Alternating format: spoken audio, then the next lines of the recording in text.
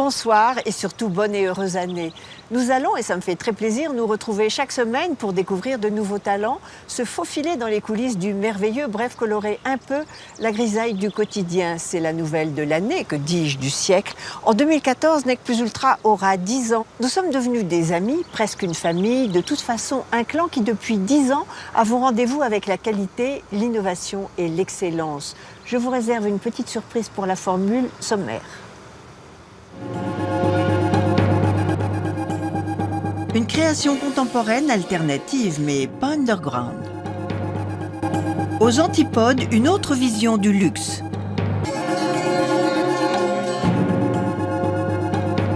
Une grande maison de haute couture s'expose à Shanghai. Un hiver en robe avec un jeune couturier qui fait sensation.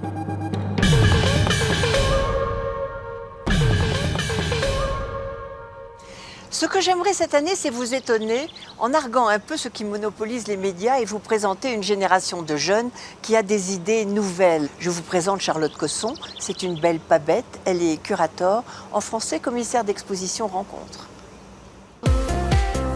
Une nouvelle manière d'exposer et de voir la création, on en avait bien besoin.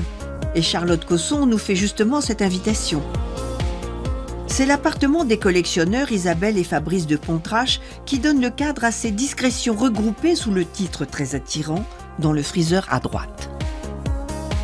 Bienvenue aux 3 Maisons Saint-Honoré, chez Isabelle et Fabrice de Pontrache, qui m'ont fait l'immense plaisir de me laisser leur maison sur 4 étages au centre de Paris, afin de proposer Dans le freezer à droite. J'ai monté cette exposition avec 4 artistes français. Il n'y a que des œuvres de ces 4 artistes à l'intérieur du 3 Maisons Saint-Honoré.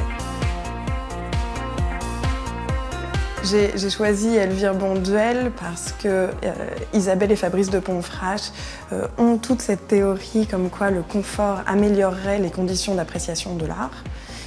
C'est vrai que dans le travail d'Elvire, il y a toute cette idée de confort qui transparaît. D'ailleurs, elle s'est autoproclamée dictatrice du bonheur. Dans ses œuvres, à chaque fois, il y a un rapport au quotidien qui transparaît et un quotidien qui n'est pas si facile que ça. Vous avez vu des cravaches qui symbolisent le fait que nous sommes chaque jour fouettés exactement par les actualités. Et pour l'installation d'assiettes qui s'appelle Life is a piece of cake, en fait, les parts colorées sont indexées sur des pourcentages trouvés dans l'actualité. C'est ça, par exemple. Pour Grégoire Motte, j'ai l'impression que ce qui transparaît au premier abord, c'est le caractère assez drôle de ses œuvres. C'est comme avec cette sculpture en spaghetti, qui est en fait une translation de boîtes de conserve ou de 2 citrons, qui sont faits à partir de matériaux triviaux, qui ont été faits à Rome, donc à partir de clichés italiens, et qui peuvent avoir un caractère légèrement anthropomorphique assez drôle. Je l'ai choisi parce que du trivial, il nous emmène vers la poésie. Ascension vers des paradis bien terrestres, puisque le rêve du collectionneur est allé se nicher jusque dans la salle de bain.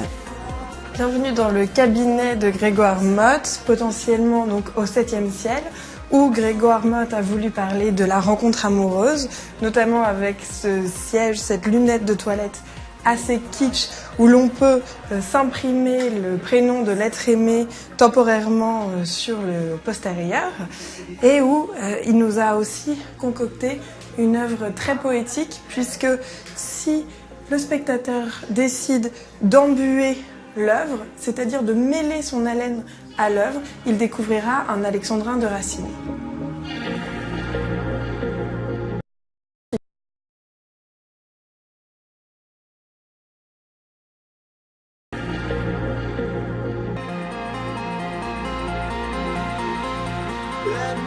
Maxime Chanson, Grand Prix du Salon de Montrouge en 2012, a développé une théorie de l'art contemporain.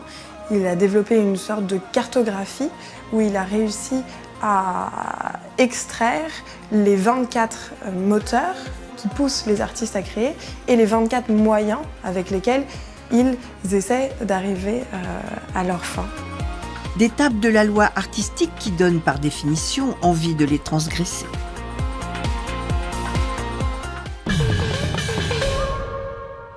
Le luxe et le raffinement, vous le savez, ne se résument pas avec des produits coûteux. C'est surtout une attitude qui a ses codes. On va vous en dévoiler quelques-uns au fil de ces émissions.